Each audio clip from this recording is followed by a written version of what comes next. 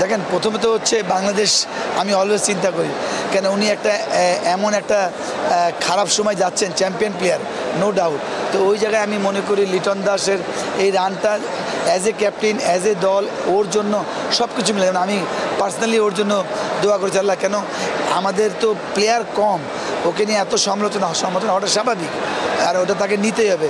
ওইটা নিয়ে যে উনি পারফর্ম করেছেন এটা অনেক বড় পাওয়া। কেন ইন ফিউচার যে আমাদের বাংলাদেশের খেলা হবে, কেন লিটনের রানটা খুব দরকার অ্যাজ এ ক্যাপ্টেন হিসাবে, অ্যাজ এ প্লেয়ার হিসাবে। তো অবশ্যই এটা খুব একটা ভেরি গুড সাইন, পজিটিভ সাইনকে বাংলাদেশ যদি উনি কন্টিনিউ করতে পারে, এটা অবশ্যই আমাদের T20 ফর্মেটের জন্য খুব ভালোভাবে কাজে লাগবে, যেহেতু উনি ক্যাপ্টেন।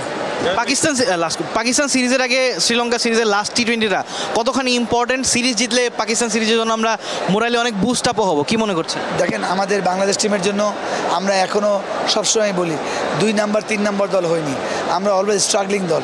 প্রতিটা সিরিজ, প্রতিটা ম্যাচ, প্রতিটা রান আমাদের জন্য খুব ইম্পর্টেন্ট। তো এই যদি আমরা সিরিজটা জিততে পারি T20, আমার কাছে মনে হয় এটা আমাদের ফিউচার ক্যালেন্ডারে হেল্প করবে, যেটা আমরা কোয়ালিফাই খেলতে হয়, অনেক পয়েন্টস থাকে।